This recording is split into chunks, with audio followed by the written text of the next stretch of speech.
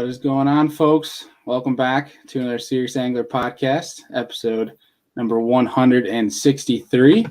Hope everyone is doing well. I'm joined by my good buddy and co-host here, Mr. Andy Full. What's going on, dude?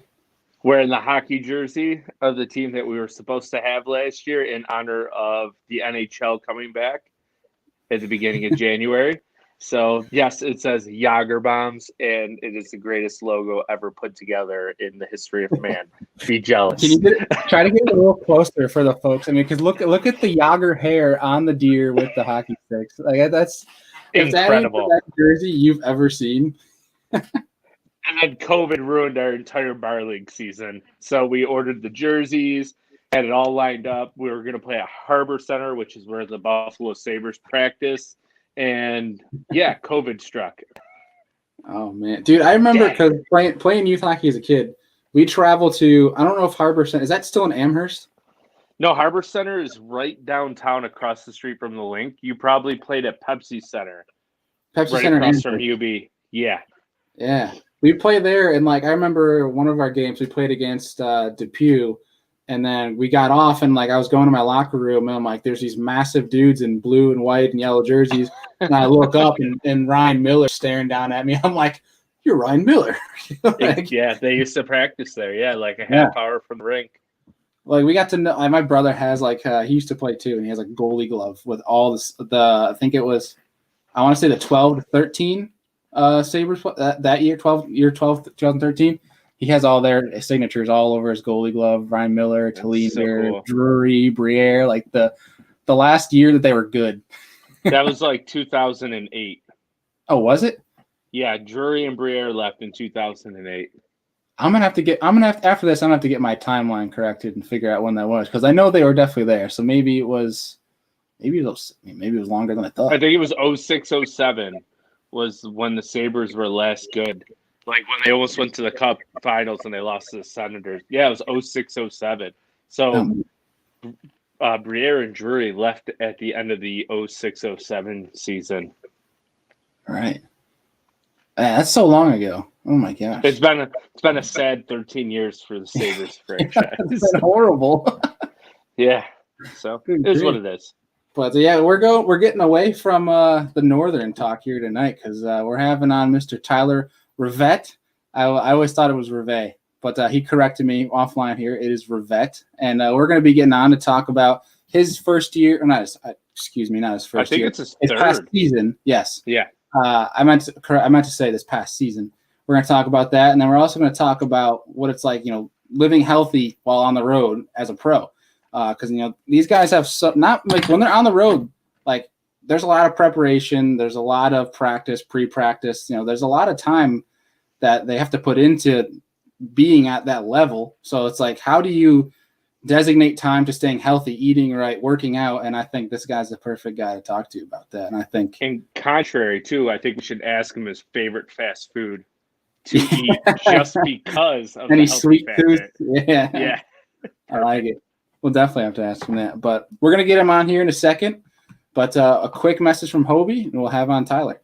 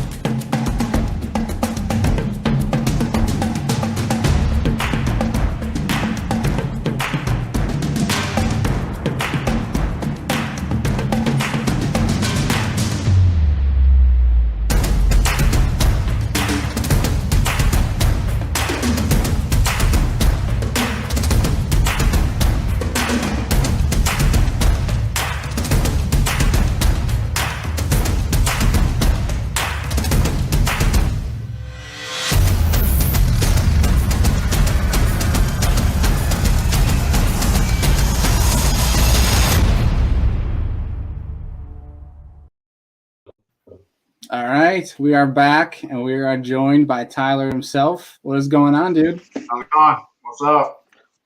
Not much, man. How's your day been? What's the off season like for you?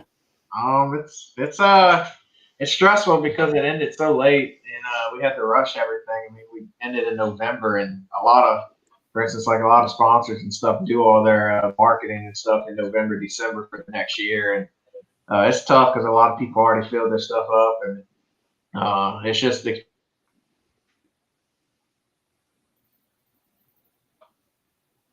But I'm doing it. I'm just trying to get ready for next year and just unwrap my boat today. I'm kind of late on that. But, trying to sell that and hunting, doing a lot of deer hunting in between. Actually, let's see. I just like on the commercial. I just got my message with this, 5-point cameras and stuff.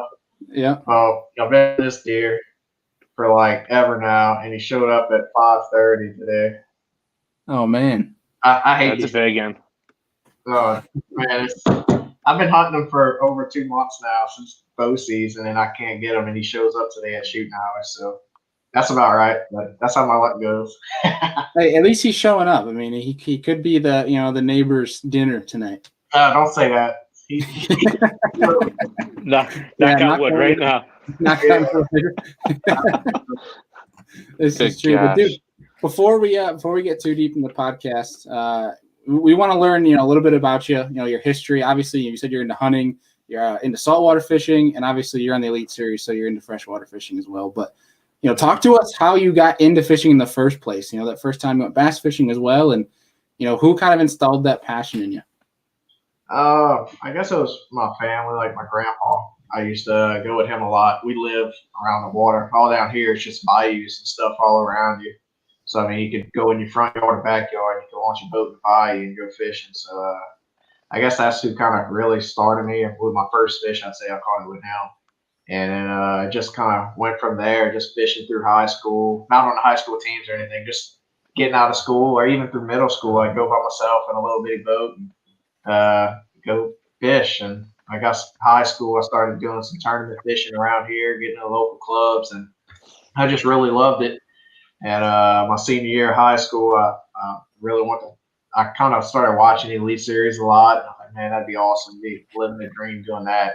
So my next year, I went to college at Nicholls State University down here, and I started the bass team. And from there, it was just a huge spike and an incline for it. It was pretty awesome that like every year I made it to the championship for Bassmaster College, and it definitely helped. I have to say, like for everybody watching and for anybody that's thinking about going pro, that you don't have to, but it helps like almost 100% if you fish in college, just because like you're basically fishing around the country on, I would say the college dime, but on sponsors that help you, and it's cheaper through college because you ain't got to pay $45,000 in entry fees. So you definitely get to learn around. Like we fished in Oklahoma, Wisconsin, and up there, and all over Alabama. I definitely learned a lot. So I have to give it to college fishing for sure. But now I fished the Opens. I think my last year in college I fished the Opens. I didn't make it that year. In the second year I made it. So Nice. now I'm here. Nice, man. Well, congratulations again. And was it one try for you? Was it only 2000? I think you said 2. Was it 2 tries? Okay. Yeah. No, Nice. pretty sure. Yeah, I mean, there's guys. I mean, I'd say that's fairly quick for what the majority of folks trying to make it through the Opens takes. I mean, that's something to be proud of. And I mean, we're going to get into your past season here. Before we do, I'm just generally curious. Growing up in Louisiana as a bass fisherman and also saltwater, I mean, how much time were you designating to either? I mean, were you designating most time to freshwater going for bass, or were you mixing it up all the time?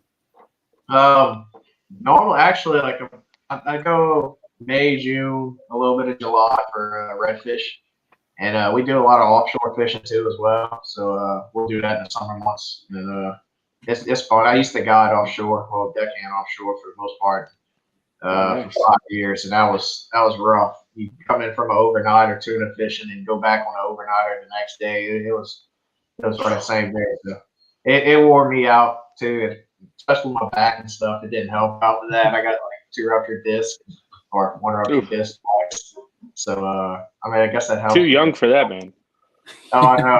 It sucks, man, especially fishing all day. But But for the most part, it's just around that time, April, May, June, July, you're red fishing, and then the whole year after that, it's more like bass, and we call them sockeye, which I'll call crappie, I guess. Crappie, whatever. We call them sockeye, French.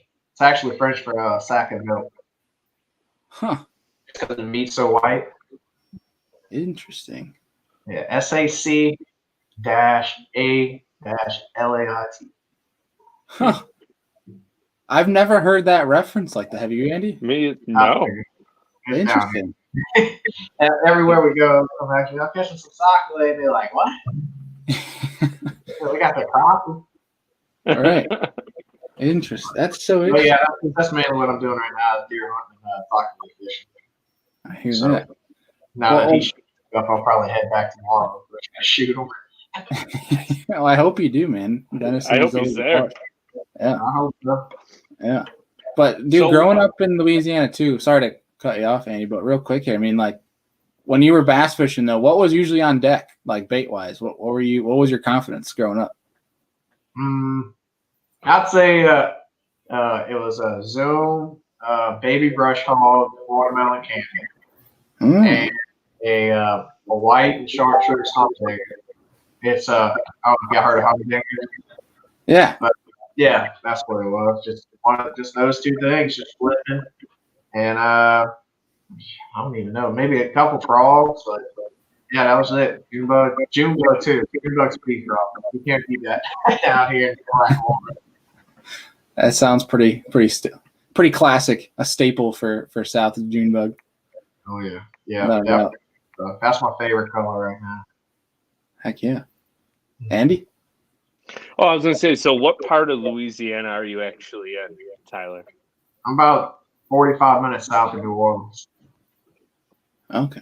So you didn't get the hurricanes too bad that the western part of the state got then? No, those missed us pretty luckily, like right on the edge of it. But we had one kind of pass right over it, but it wasn't that bad. It was on category 2. I mean, it was all right. We get them every, we used to them. I guess just like you get snow and stuff up there and all that fun stuff. Yeah. We have a question on here from Warren Beard, and this is actually a question that we were going to ask you later in the show, but now that the folks have asked it, I figured we would bring it up, and it kind of coincides with what I asked you already, is like your confidence growing up, but now as an elite angler, obviously you have a lot of more experience under your belt. If you were to put one example of your strength as an angler and one example of your weakness. A weakness as an angler, what would you kind of say for each of those? My strength, I'd say, is obviously shallow water, chatterbait fishing, and punching. Just because I've done it down here so much, and I like I said, like I never used to do that, and I kind of grew into it here, and like one of the first ones to start punching and throwing chatterbaits down here when they came out, and you would win tournaments left and right just because nobody else was doing it, especially the punching. I love punching, and it's just one of those bites. I could catch them in my sleep if I had it. And, it's a big fish bite, it's just everywhere. Anywhere you punch it, you're going to catch a keeper probably if you set in the hook, if you get them in the boat. So that's my strength for sure, and shallow, like frog fishing too. And my weakness, I'd say, which sucks to say, is like I'd say smallmouth, because every smallmouth tournament I screw up, and like I just can't catch them for the tournament. I catch them for practice, just like messing around and catch. Like for instance, at the St. Lawrence, I had like the Wednesday, the day before the tournament, by 8:30 in the morning, I had like 27, 28 pounds of smallmouth, and it was crazy. I was like, oh, this is it. Like I knew I was probably gonna get a win, but I was confident I could catch them. And then the tournament day, like 15 minutes, I had like 15 pounds. I'm like, oh yeah, and then that was it. I couldn't catch anything left of the tournament. So I just can't. I guess that would be my weakness, and I think adjusting. That's what I keep saying every year. It's like if your fish aren't there or something, I still can't figure it out. I mean, even like being professional, they're like, oh, you're pro, like what to do. I'm like, honestly, dude, I don't know. Like you just do it. Like for instance, this year, actually, my worst practices were my best tournaments. So it's funny how you hear that a lot. Like, I feel like that's like a common denominator almost. Like, people who have horrible practices, they end up doing really good in tournaments, which is awesome. Like, it sucks, but like, do you not practice for $100,000 tournament and for the classic? Like, because you have to go practice. You got to sit there all day and all day. I mean, you can't not. It's the Elite Series. You got to be on the water. But that's what I don't get. It's like, especially like sometimes like the first day of practice. Like, I don't know, like for tournaments for y'all, like y'all first day of practice, y'all in a good place, and y'all normally like catch them. Mm-hmm. That's how it is for us. Like, or for me, like I have to catch them sometimes, and like you just stumble on 20, 25 pounds or something weird like that. You're like, wow, what if I just never practiced and just did this? But I still don't know. I think that's my weakness is adjusting like that, just mid tournament, because it's hard to put down a pattern that you really caught and go do something totally different. Especially with like 3 days of practice. Yeah. Oh yeah. So for those 2 years that you tried to get in the opens, through the opens into the elites, how much would you say you practiced on average? Actually, were you a 3-dayer or would you practice a whole week?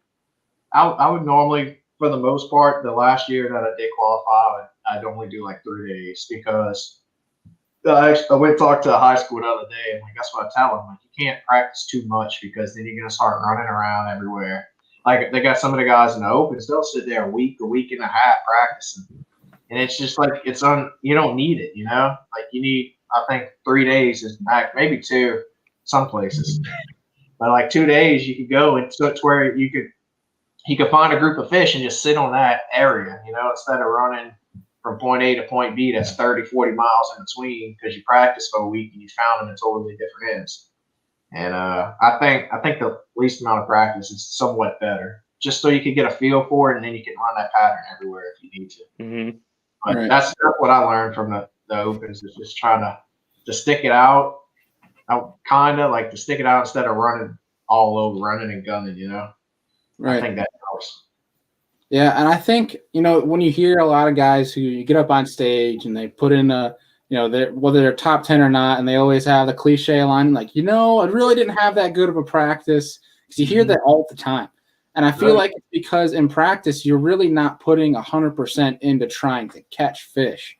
You're in search mode, where it's like, there might be guys that say they have a bad practice, but that's because they didn't put a lot of fish in the boat, but they might have found a lot of fish. Yeah. But I don't know. I guess it depends on who the person is. I mean, that's another thing. You can't believe all that dog talk, especially in the Elite Series. They always, oh man, I'm not catching them, and come in with like 26 pounds, 25 pounds. Like, they weren't catching them. But when their way of saying they're not catching them is they didn't set the hook. So they might have said they only caught 1 or 2 fish, but they shook off 20. Right. So they can tell you about the one they shook off. They just don't want you following them on tournament day. Oh, yeah. Come behind me. I can't do that. But, they got a few that do that, but it's sad, but it happens. I just, especially like if somebody's fishing in the area, I'll let them if they want to come in on me. That's fine. Just because I know if they were there before. But I don't know. It's different in the Elite Series. They catch. You always got to say, no matter how bad it is, somebody's catching them. Right. And that's anything. Right. No doubt. Yeah. Zeb Matthews in the comments, going back to you talking about the chatterbait, he was curious what rod and line setup you use, and this is probably from the fans probably our most common or popular question. And I think because Andrew and I, Bailey's biggest debate. Yeah. Andrew and I fight about this all the time. Did you ask a question? Or you cut out just now when you said it? Oh, my bad. Yeah, a question was from Zeb Matthews in the comment section. He asked you what your preferred chatterbait rod and line setup is. I go my favorite for because a lot of times when I'm throwing a chatterbait, it's over grass and just like kind of scattered grass. So I use like a 7.6 medium heavy, Lake Series by 6 scale, and I use like a 7-1 or sometimes a 6-3 grade. And I put 20-pound test on that floor just because you could use 20-pound. It's a chatterbait. They're not going to be looking at the line. And sometimes it's around that thick grass. You got to get it out of there, or like around stumps and stuff, like a Santee Cooper. That was a pain trying to get fish around in cypress trees. So, and I suck at skipping. That's one of my. I guess another thing that I suck at is skipping. Really? I'm actually supposed to be going up fish with Hank over there at Norman with all the docks just to try to learn how to skip because I can't skip worth of crap, especially around the cypress trees. I skip one hit, it goes straight 5 foot in the tree, and I lose 5 or 6 chatterbaits a day. So, but no, chatterbait is my favorite. That's a fun bite, especially or like Raven or something. Oh man, but yeah, that's 6 heavy. Or if you do have to skip, you got to use like that 6'10" or something like medium heavy, just something short with a flimsy tip. Right. Get skipping it good, I guess. But don't ask me, I'm not a skipper. Do you have a flat like surface anywhere around your yard, like a driveway that's flat concrete? Yeah. The way I learned how to skip is I stood up on a 5-gallon bucket or 2 of them, and I literally put like 25-pound mono on my reel. And I just sat there and roll casted across my driveway, skipping a piece of crab jig or chatterbait until I stopped backlashing. I have to try that because I'll try anything at this point. Cause I remember one time I was on camera for the Bass Opens for the championship at Table Rock, and I had one dock where I was catching them. I had that camera in the boat, and I hit this dock like 8 or 9 times before it even got the bait in there. And it was a big old aluminum dock, so it was like. You're ringing the dinner bell. That's all. Dude, you're just waking them up. That's fine. I didn't get a bite from that dock for some reason. I don't know why. But, yeah, I think the biggest advice I ever got from skipping is just don't even think about it. Because once you think about it, you're going to backlash. Oh, yeah. Always. Yeah, that's me too. I start thinking about skip under that tree or under that dock, and I'm like, that's perfect. I'll hit up like 8 foot to the left somehow. But, yeah, I'm gonna have to try that. Heck yeah. Or even just like just build like a little block like out of 4x4s, like double stack them high so it's like 8 inches high, so it's kind of almost like equivalent to the bow of the boat out of water. Yeah, I have to do that. All right. It did so. Hopefully, Hank can teach you some stuff. I mean, I'm sure. I mean, once you get it down, though, I mean, it's easy from then on, just like kind of most everything else is. But you'll be fine. You'll be all right. But dude, talking about this past season, I'm just gonna put it out there. I mean, it looked like you struggled the first couple tournaments, and then it looks like you found them. It looks like you found a groove that back half of the season. Now, that being said, are you a fall angler? Are you comfortable in the fall, or are you just like to grind? I don't know. I like drawing tournaments for sure. When it's tough, I do better. But no, normally I'm not fishing in the fall. I'm deer hunting, so I was scared fishing in November and stuff like that. I do a little bit around here. I used to when it was good, but I guess it just worked out because it was like a chatterbait punching deal in the fall, just stuff. Confidence. It was just random, like a random bite. There wasn't no patterns that everybody could find. It was just one here and one there, and I guess there's a lot of luck involved. But like I said, these last 4 tournaments were probably my worst practices. I don't know how they did the top 20 or 25 or whatever. But it I don't know. That's what I keep saying. And me, Brock, and Hank, that's the way we all room together. And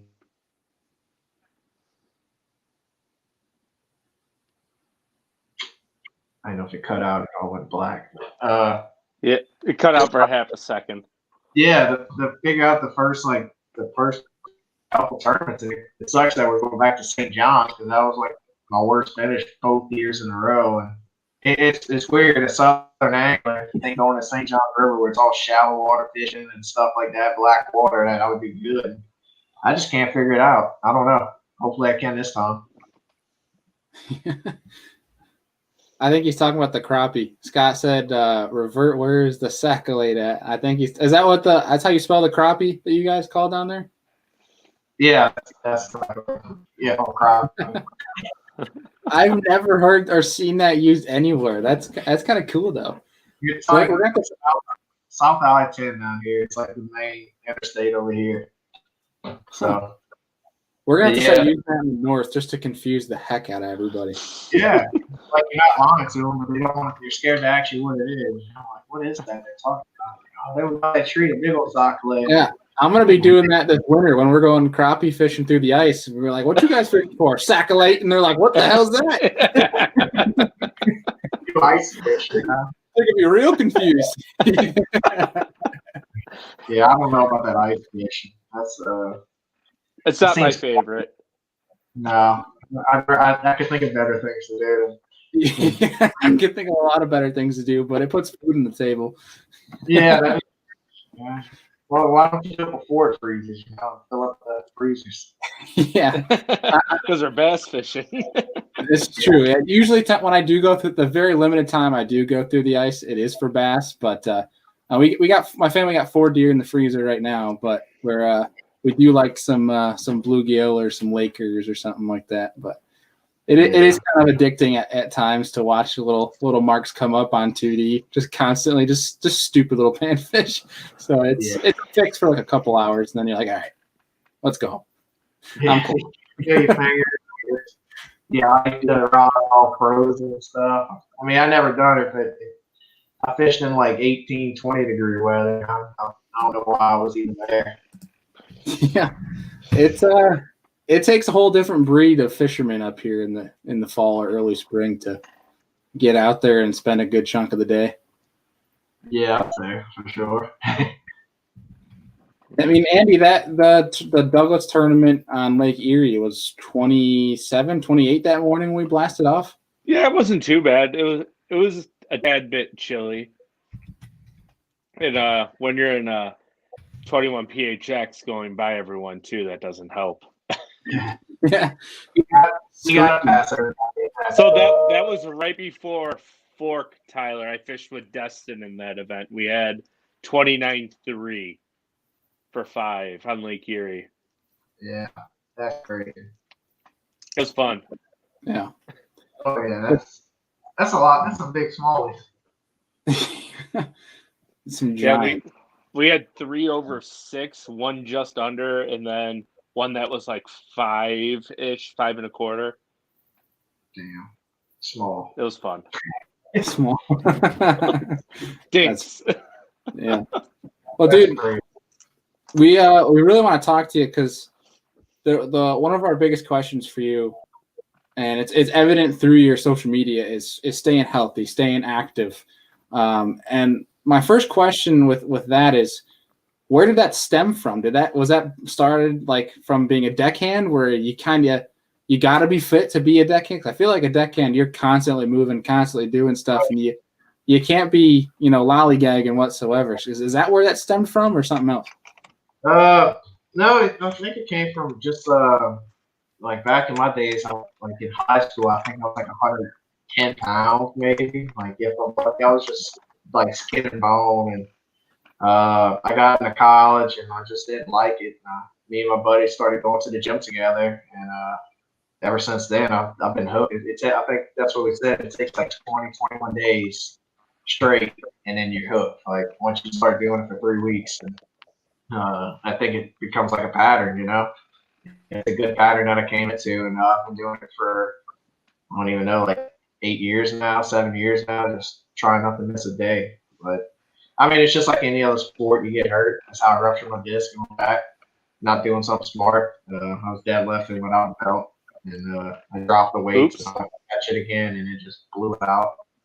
And then, but no, I feel it for sure. Like it's staying healthy like that. Like you're on the boat all day, 24/7, basically for the elites, and from daylight to dark, and you definitely got to be fit to be out there all day.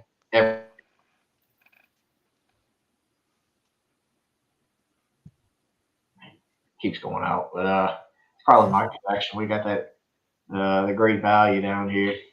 Yeah, our buddy. We actually had a comment. Yeah, our buddy Rich Hellabass, he runs a really good channel himself, and he commented. Here he goes. It's the Bayou Internet.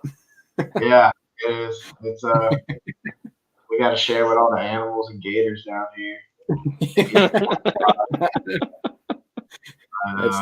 No, definitely staying like fit for sure. And it's another like motivational deal. You know, it's something like, especially like all day after fishing, you just like mad at yourself or something if you didn't do a good tournament. That's when I suck at a tournament. That's my best time to work out. I'm just so mad, like my adrenaline just blowing, and it just gets you back in the game. You know, like it gives you something, another it's just another hobby. And I just love seeing like improvements. Like I love getting sore because I know I did something right. You know, it make it get sore and just you feel it grow, and it's awesome. And it helps you. You know. Heck yeah, sure. But yeah, I mean, what y'all was saying like before I got on like with that like on the road stuff, it sucks going on the road because you can't eat healthy. Or try to. Like I suck at it. Because you pass up a Taco Bell or something, like, oh man, that's pretty good. And it's so hard to eat healthy on the road. And I wish that I could fix that. I'm gonna try to do it this year. I just started doing more cardio and just more abs. Just I don't really do it. So it's it definitely cardio helps for sure. I mean, you standing up for 12 hours, 14 hours a day. And it's hard. I mean, I got back problems already. I'm 26, and I got the ruptured disc twice, and I got torn rotator cuff, well, like a hairline tear, I think, but I feel it every day. At about 11, 12 o'clock every day for a tournament, I gotta like sit because I can't even lift my right arm. It just gets a lot. I mean, I just suck it up and keep going, you know. But I think hopefully if I get there for next year, like make the release after this, and hopefully I don't know if I want to do surgery or not on it because like I know it sucks during the fishing season because it's 3 weeks at a time. You know, you're fishing and I feel it, but I still go to the gym, and it's weird because I'll go to the gym like right after fishing all day, and I won't even feel it. It's like it goes away in the gym. I don't know, but I'm sure it don't help. Probably makes it worse, honestly. It probably does, but definitely, you definitely got to stay fit. If you want to just for a living, I'd say. Yeah, I'm curious too. So, on the business side of things, like so, anglers, it's no secret. Like you just mentioned it too. Like you're still in the midst of, you know, that November, December timeframe. You're trying to get sponsors ready for 2021, get the business side ready. Have you tried? Because like it's no secret. I mean, anybody can see, you know, the working out, the the gym side of social media is pretty big. Have you tried tapping into like workout companies, so like protein brands, workout apparel, anything like that I'm trying. I'd say right now, it's just like I'm just waiting on that right one. Actually, like I had one reply to me, and I've been waiting all day. Like, man, that'd be a good one. And, it was in my spam when I was looking for y'all. Like to get on here. I'm like, wow, I know. He was like, yeah, man, finish your stuff and everything. And so I could have missed that deal if y'all wouldn't have said check your spam. Well, glad it worked out. Yeah, glad we could be of help. I mean, you figured everybody would jump on it because, like I tell them all, like it's a new market. There's nobody in for the fitness side in the fishing industry. And, I mean, there's millions and millions of people that fish, that watch, and everybody wants to get fit once in their life at least, you know. So it's definitely a new market. Maybe. I mean, America is one of the most obese nations in the world, so who knows? No, I think especially though with this whole COVID thing, it's become evident of how important living a healthy lifestyle can be, staying active. And I think you see, folks like yourself or like our friend Destin, he likes to run, especially in the off season or in between. You see videos of Brandon Polinick and Carl Jochimson working out. in between, practice days or tournament days, like on the evenings. And, biggest one I think is out there's Aaron Martin's running like 30 miles or something on afternoons or whatever. But like, obviously staying physically fit is so crucial. I feel like it's almost like a mix of an endemic and a non-endemic that it could play a huge role in the fishing industry. I don't know. Maybe that's just my 2 cents, but I think it makes sense. It is. And I mean, I think for the most part, like this year, actually, I fished more than I did the year before, the first year. Keeps cutting. But it looked like it froze. I had to stop. But first year, some of the tournament, the practice days, I get off the water at like 1 o'clock, 2 o'clock, and just be done with it and go to the gym. And I actually I ended up placing better the first year than the second year. And actually this year I stayed on the water all day, almost every practice. Because I had Brock, that's the guy, one of the ones I run with, and he's always in my ear. He's like, man, you can't get off the water. He stays still like dark. And it hurts me. And I'm like itching to go to the gym every day. I'm like, man, I need to get off that water and go to the gym. I gotta go. That's what I did the first year, and it worked out because I guess it was part of that reasoning of like not finding so much, and just going with what you had. But like I said again, it sucks when you're fishing for the classic and $100,000 and it's your job. And you need to find fish, It's like, so I started taking it serious. I'd say more serious, but this year I definitely have to, just if I want to stay. I gotta bump up my average and kind of finish where I'm at, just a little better. Right. If I could figure out the beginning of the seasons, I'd do good. And the weird thing is, thinking of it now, like I forgot about that, but like in the opens and stuff, I do 100 times better at the beginning of the year, from like February to May, June, than I would at the end of the year. And now it's like vice versa. So I don't know what I'm doing wrong, because I love to spawn. I love going flipper, something like that, like June bug colors on the back. Right. Are you like? Is it like? Do you think it's a mental thing? Like, what adjustments do you think at this point that you need to make for that time frame? I don't know. I fish so totally different than what I used to. I know that, but it's so hard to go back to what I was doing because it never really worked out then.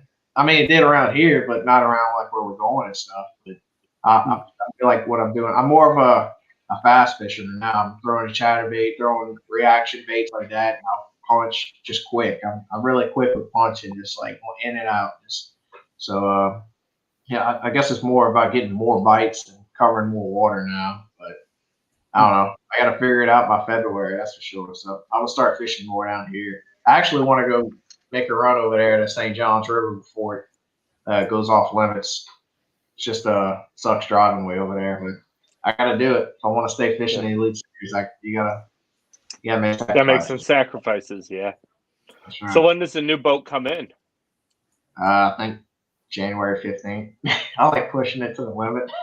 Yeah, I think everyone is. Yeah. I mean, especially this year, it was just so. I mean, if next year, I think we're ending in like July, August, early August maybe. So we're gonna have way more time next year. But we got another boat over here that I'll probably use if we would go and just use that. Just figure something out. I don't know. I used to hate pre-scout. Like, I would never go scout. Like, I do it for the opens, especially that year that I was the year I qualified. I was just like so nervous that I'd go to places like 3 or 4 times before the tournament would even go or start. And actually, those tournaments were worse for me because, like I said, I had so many spots I had marked that I was running more than fishing. Mm-hmm. Yeah, almost too much could hurt you. Yeah. Yeah. I mean, I'd rather stay waypoints all day than 30, 40, Right. I guess it's different if you brush pile fishing or something like that, but like just areas like bank wise and stuff, Right. Fair enough. Yeah. So that being said, then, like you're talking banks in Louisiana, are you more comfortable shallow than you are out deep? Oh yeah, definitely. I never really got to fish deep that much. I mean, Toledo Bend's still like 4.5 hours away from us, and that's that's the closest water we got that's deep, that ledge fishing and stuff like that.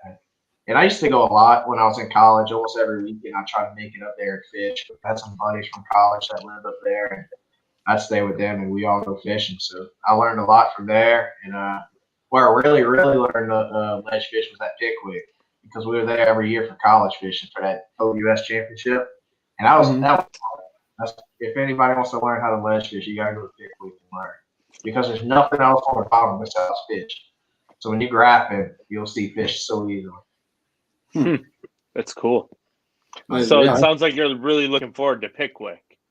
Yeah, I am. I've been saying it for the past few years. Like, man, I wish I could go to Pickwick. And I know it's gonna kick me in the butt just because I want to go there so bad. But and I got like one of those places. I got so many spots on there just from going for 5 years in a row almost. So yeah. But I'm ready to go, because almost every time I just go fun fish over there, I do pretty good. Awesome. Yeah. Heck yeah, just going in with an open mind.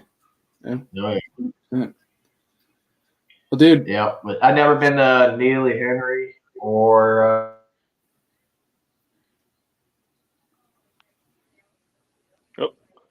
Bayou internet. Good old Bayou. You back? Yeah. Right. What were you saying? Nah, you're good, man. I had to go check my gators, but the two places I haven't been was Neely Henry and then the Knoxville tournament. So I don't know how that's going to play out. They seem like tough areas. But we'll see. Yeah, when is that Knoxville tournament? Is that February or is it the beginning of March? I think it's right after St. John's, I think. Yeah. Oh, man. It could be snowing at that tournament. Nice. You can see the pain in his face. I'm gonna be the only one out there with hunting clothes on, because that's all cold weather stuff.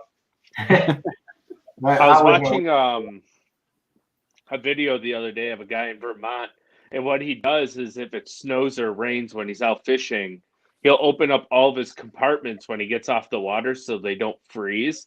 And he took pool noodles and cut them in little sections and sliced a slit in them and put them on all of his rod lockers to stop them from freezing before he throws cover over. Yeah. So that's a little tip for the Southern guy.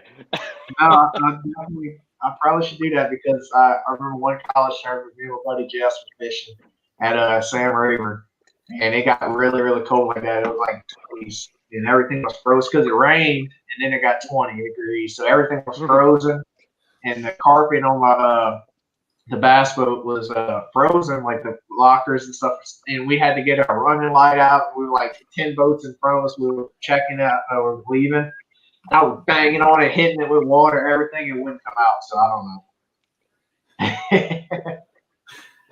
Yeah. I'm gonna take it that you know Scott here, because he claims to have just shot your deer. Yeah. He says thank you for feeding. Yeah, I'm calling the game. It's a little after hours. He can have the deer. I got enough deer meat. I just want that rack. Like, this is how bad this deer's been killed. I'm having dreams about it, like waking up sweating, and I'm like, that was right there, and I wake up. So I need that. Sounds like it's just destiny then. Yeah. Sounds like you need to go take a nap in the woods, and you'll wake up, and he'll be right there. Oh yeah, I got something planned for him. I think what it is, I think he's like seeing me come in or something, or smelling me, because I hunted in different winds, and he's just never comes. And like the other morning, I was bringing my sister over there to try to kill a deer. They had a big 6-point on there too, and I passed on him. I wish I'd shot him, but we left the stand at like 9, and at 10 o'clock that big deer passed. So he's just, so I'm gonna sit. It's at the bottom of a little, where the ground blind is, and where the feed is at. So I'm gonna sit on top of the ridge one day with a rifle, because I really want to get him with my bow, but now it's just he's just playing deadly games with me. Now he's teasing you. He's making me mad. Bringing out the artillery at this point. No, it's sad. But it's kind of cool though, and not to get off on too of a big tangent, but when you build a relationship with a deer like that, and you're tracking him and his movements, it's actually kind of eerily similar to trying to pattern bass. And that's what I think a lot of guys translate. It's like you see like a Clark Winley, who's a big deer hunter. Matt Airey's a big deer hunter. Brian Thrift. I mean, you see there's relationships there, especially when it comes to like the mental aspect and like trying to piece together the puzzle. I think it's very similar, a lot more similar than people actually. It definitely is. I mean, if you think about it, they all got bedding areas. They all eat. And you're just trying to be in between. And it's just like fishing. You're trying to figure out where they're at. And you want to be where they're going to. You know, you don't want to be where they were. Exactly. Yeah, like you hear guys talk about it all the time. Like they're talking about the fish they're around. They're like, yeah, I think I just have more fish just coming to me. They're just coming to me, and it's just like deer. That's where you're trying to set yourself up, but you're trying to be where they're going to come to you. I think it's pretty similar. That's pretty similar. Yeah. It's definitely so. That's what I tell a lot of high school kids when I talk to them. Like, if the number one thing is, one, you want to fish your strengths, fish what you like to do, and then two, you want to find the fish that are coming to you, not the ones that are leaving. So, right. Heck yeah, it's a great. Sometimes I tell myself that because I forget that. Get caught up in like a bite, like a frog bite. I didn't know that's not going to be there for the tournament. I still go to it, and I still don't catch them. I'm like, I just know where they were going, Right. Like, why did I do that? Yeah. You got to, you catch a 5-pounder dinner, you got to go try it. Right. Absolutely. But no, it definitely with the deer hunt, it relates just like bass fishing. You just got to paddle and you got to cut them off. Heck yeah. But we can't throw feed for bass fishing, so I guess that's what. Sprinkle out some accent for them. They all come to you. What was it that was the thing, like the bait cloud or the little balls that they throw out? What was that called? You know what I'm talking about? I know what you're talking about. Yeah. Something like that. They're like the little like golf balls that you'd throw out, and apparently you were supposed to attract fish. Oh, really? Yeah, I don't know. Never heard that. It's probably banned. Probably. All I know is I worked at Field and Stream for 3 years, and like we got like a shipment of like 6 of them in, and over the 3 years, those same 6 stayed on the shelf and never moved. I mean, you say that's like probably banned, but man, it's just thinking about all these electronics that are coming out with these days, dude. That's crazy. Like, just thinking another 10 years, like we're probably gonna know the name of a fish. Like they're gonna make you. You're gonna have like Costa pair up with Humminbird, and they're gonna have like infrared sensors where you put on shades where you could see where all the fish are or something. That's what it's gonna be Jetsons. like. I have to write that down. That's a good idea. Yeah, there's a $1 million idea. Yeah, I mean, I guess that's what's that? I guess that's what we're getting to now. The sunglasses they literally show the fish, but I think we'd have to ban that. That'd be a little too. Not like, I mean, anybody could do it then, Yeah, you're gonna see a post from Garmin that they're partnering with Google Glasses. Yeah, you're gonna know what's up. Yep, that's right.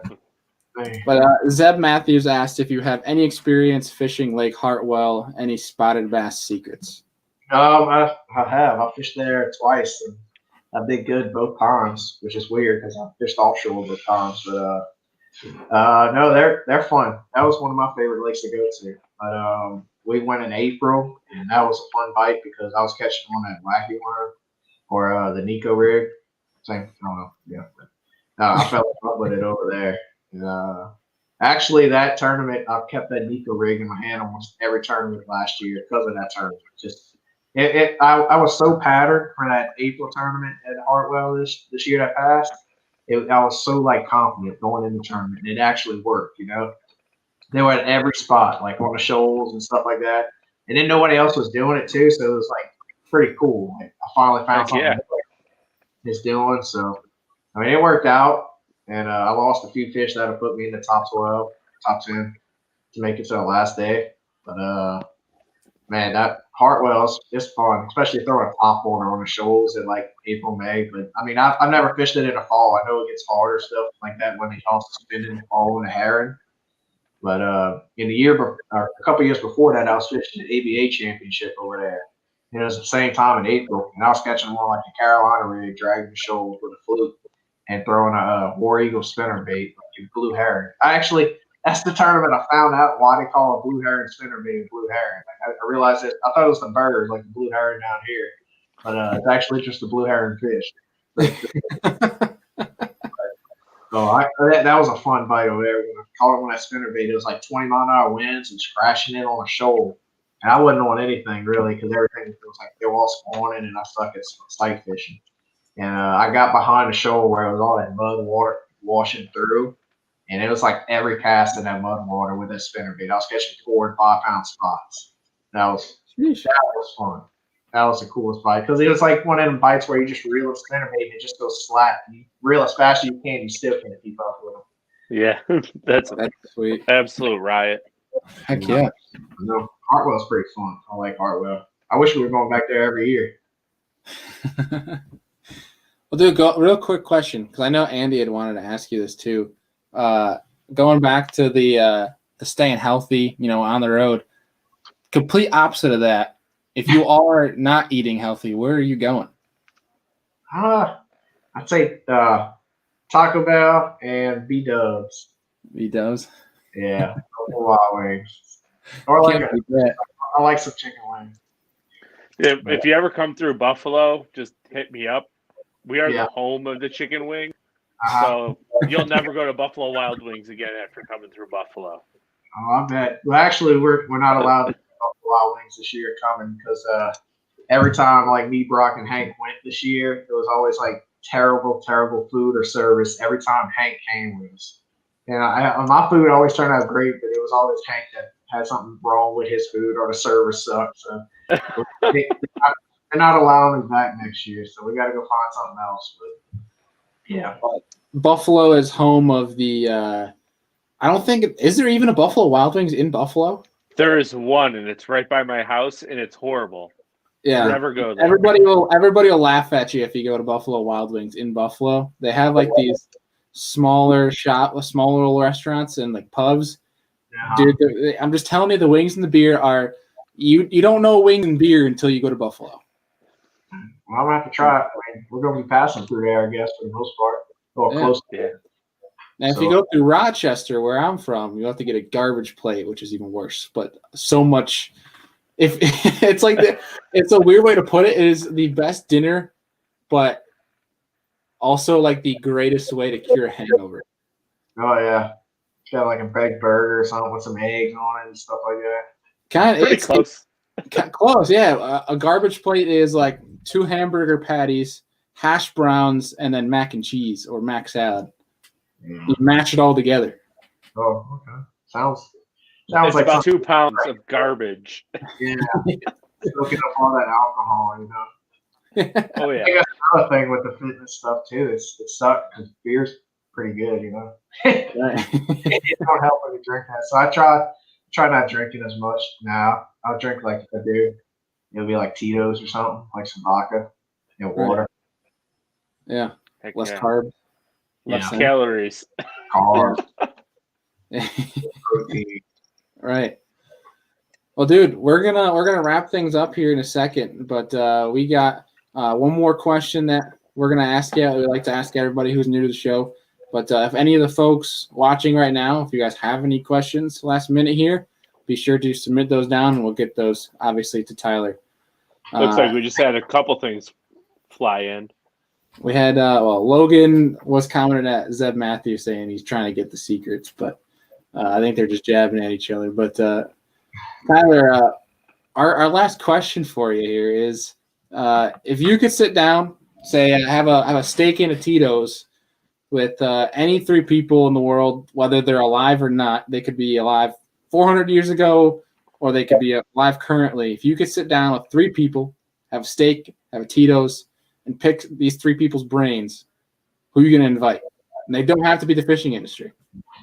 Cool. Anybody. Loaded. Loaded. The face. I love the reaction every time. Like, I know I point this out every time, but the reactions are priceless. Hey, so I got to pick 3 people to eat with and then 3 people to bring. No, so just 3 people. Just 3. So you're having steaks, you're having Tito's, and you're going to have 3 people sit down with you, pick their brain. Who are you Sounds going to like invite? every day at the camp for us. What's that? So that sounds like every day at the camp for us. There you go.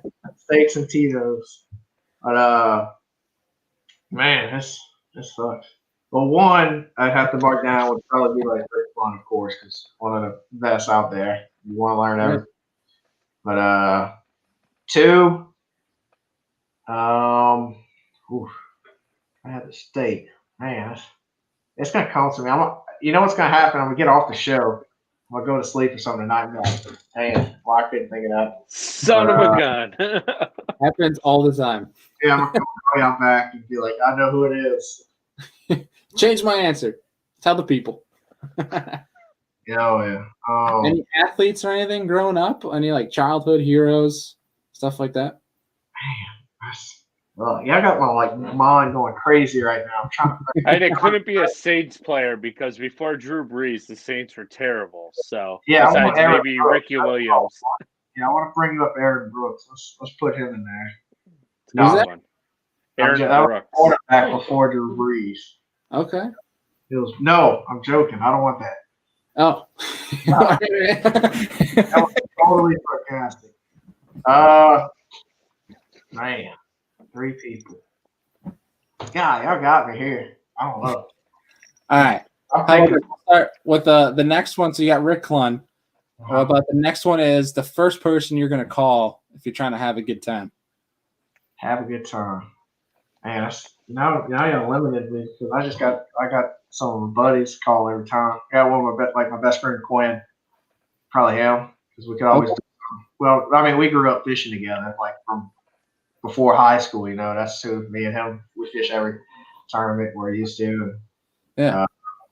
yeah, but I wouldn't invite him. I mean, But I would invite. That's funny. I would. Just give him the boot right on Well, live. Like, yeah. We were about to give Quinn a shout out, but never mind. We're going to retract on that. Sorry, Quinn. Not invited. Man, I don't know. Y'all got me here. Let's see. Oh, I got him. Okay. Anybody from any time? Anybody? They could be alive 1,000 years ago. Doesn't matter. Okay. I'm going to have to go with Lord and Savior Jesus Christ. There you go. And then my last one, Donald Trump. That's quite a trio. It is. That is definitely cool. That's a President of the United States, Jesus, and Rick Clunn. All legends. I know it's obviously fishing. It's a fishing talk show, so I got to have somebody for fishing, you know? Right, yeah. And then who better to have than Rick Clunn? Yeah, he is a legend. It's funny. Last year we were at Lake Fork. We were all staying like around the same area. Rick Clunn was staying by us,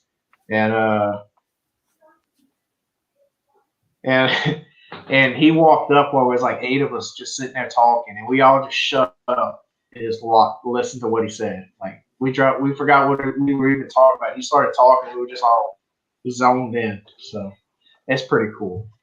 I wish he is one of the few. Yeah, so I wish I get to talk to him more, but like, it's just like one of those things where it's like, you know, it's Rick Klein. Like, I'm just compared to him, you know. But heck yeah.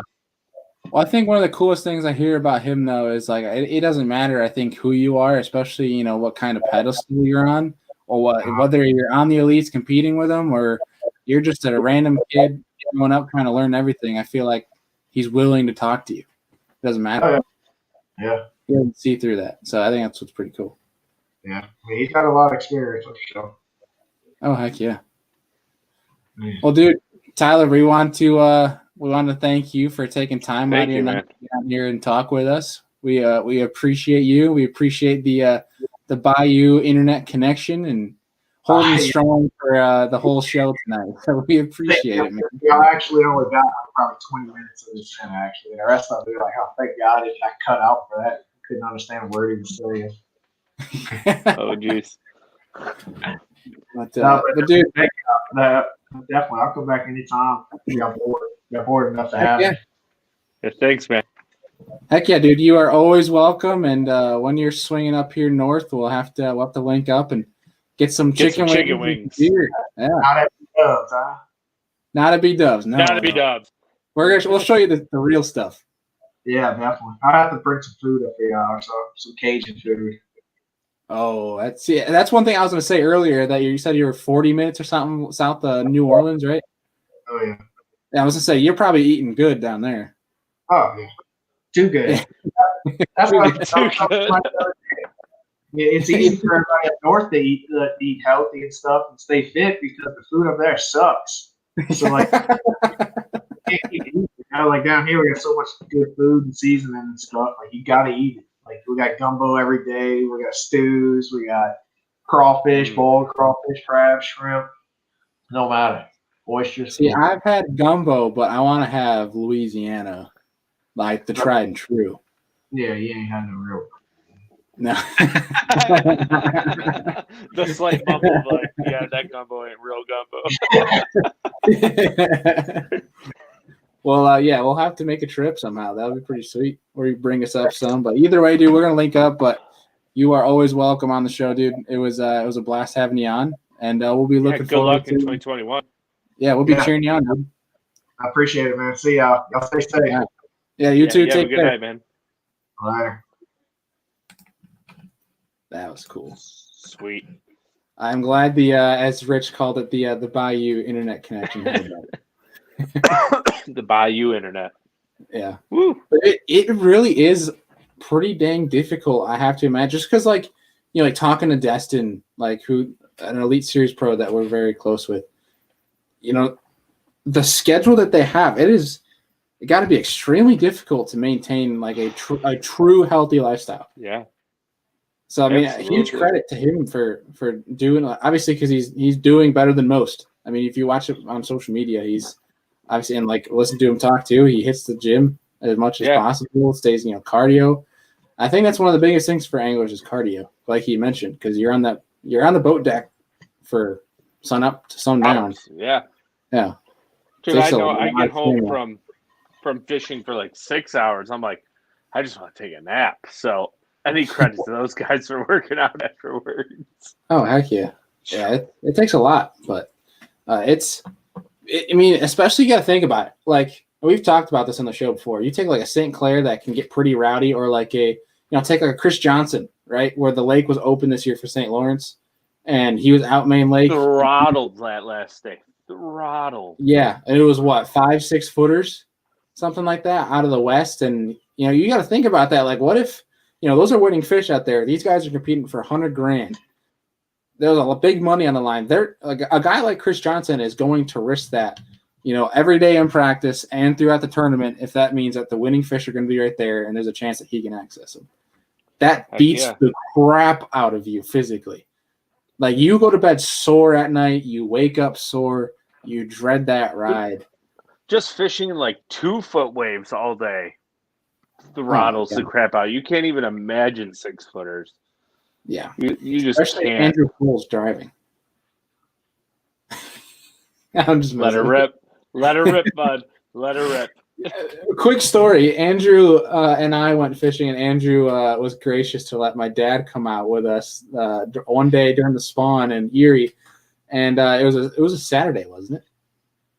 Yeah. It was a Saturday because the harbor was packed with boats. Like, the worst part was I wasn't even running wide open. I was running like 3/4 throttle. Well, because we had freaking like the speedboat waves coming from every which direction, so like trying to read that was crazy. So basically, Andrew's driving, obviously, and my dad's in the sea. Well, Andrew doesn't have 3 seats, so I am stuck to the hard boat plastic middle seat, and my back and my butt were destroyed, and I did not hear the end of it because of you two. But I mean, and that's the craziest part. Like, my boat would run like 58, and I was running like 45. I wasn't running wide open. I was running to a point where I could keep my bow down so I didn't just drive straight nose up. Right. So it's like you almost have to. I apologized. I was like, man, I'm sorry. Your butt's gonna hurt tomorrow. I think my spine hurt more than anything else. Yeah, I got to get a Either way, cushion that for was a that. fun day just to watch my dad squeal like a little kid again, watching Oh, dude, we smallmouth on laughed deck. so hard. That was such a fun day. We'll have to see if we can get him out again. But Heck yeah. yeah. But dude, that was a good episode. That was a lot of fun talking to Tyler. Hope we can have him on again, and hopefully he has a successful season. Hopefully he overcomes the February to April timeframe hump through his Elite Series career. I mean, it's evident. I mean, you look at, let's take 2019. He starts out, 65, 53, 65, and then it goes 18, 44, 15, 17. Like, so he obviously does well to the latter of the season. 2020, same thing. 74, 79, 79, then 40, then 26, 23, 40, 25. So there's a trend here. So I think we learned something from the trend. Tyler is a great second half fantasy fishing pick. Yeah, I think that's a great observation. Rich should be taking notes right now from us. But that's a great observation. I think it's an adjustment that he's going to have to make through when everyone's slugging away. I think he needs to figure out a way to grind and survive. Exactly that, but also I think he talks about moving too much. I think, yes, you want to move around and practice, but I think when it comes to tournament day, especially during that spawn time frame, maybe even pre-spawn time frame, I'm not too sure on the pre-spawn in the South, but especially during the spawn, where if they're going to be spawners, there's going to be more around. So I think he needs to slow down a little bit more during the spawn time frame. Disagree or agree? Yeah, I agree. He definitely. Because I saw that face, and that was an Andrew, I disagree with you face.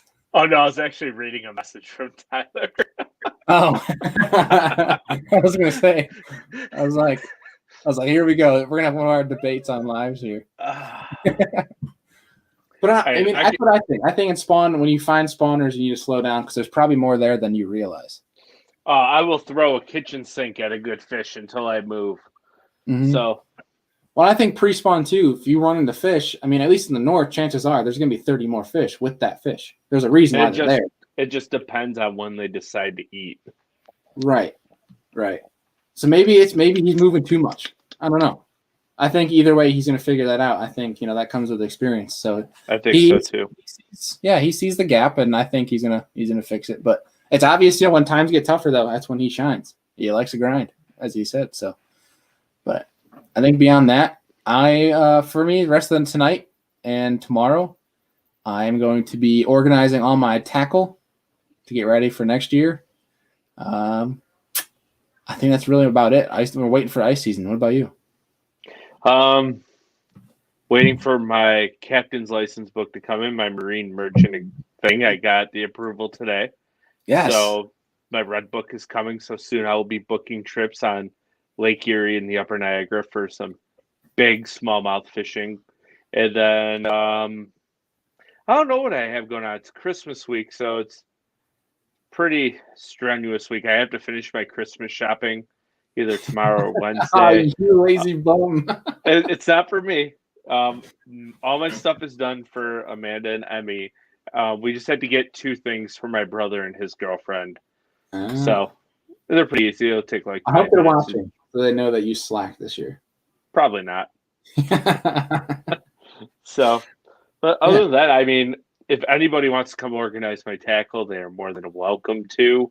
It is like a bomb went off between fishing in other people's boats, fishing in my boat, shore fishing, just doing all kinds of crazy stuff. All my tackles in like 35 different boxes where it's not supposed to be. So anybody, I'm not paying you, but you can come organize it if you want.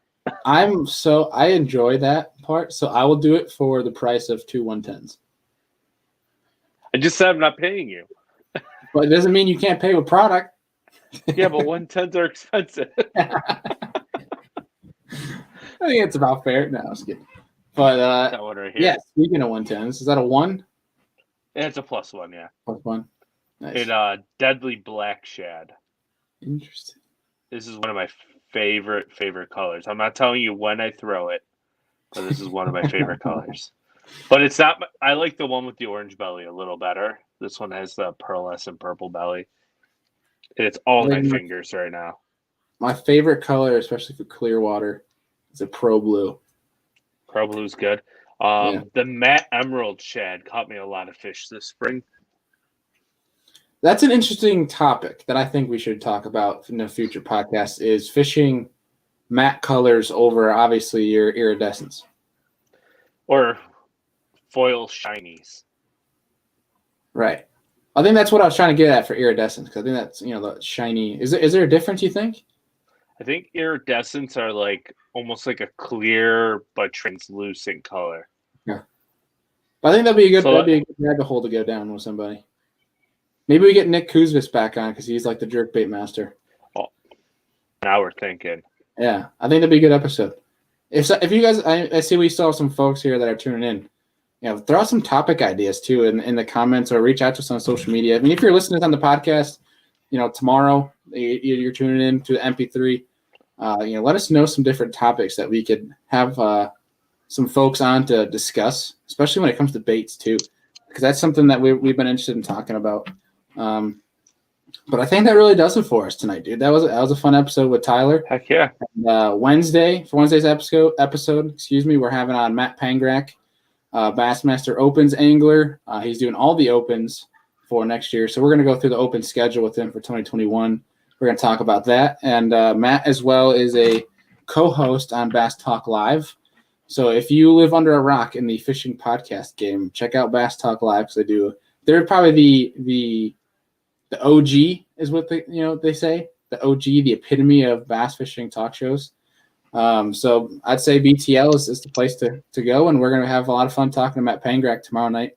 And he just missed the Elite Series, and it's gonna be so awesome to see a day when he actually qualifies because I think he really busts his tail. I think that's like when you talk about it's another great show, Stray Cast. They talk about the proper bassin man. I think that's Matt Pangrak. That's who I think. But we're going on tangents now. But as always, guys, we appreciate you guys tuning in to join us, asking questions, getting involved. And we appreciate all the support. We will see you guys on Wednesday. As always, thank you guys again for tuning in. Have a good night. Stay safe. Yeah. Happy early Christmas. Did I say happy? I said happy Christmas. You did. We need that in the broadcast here. Merry Christmas, everybody. Merry Christmas.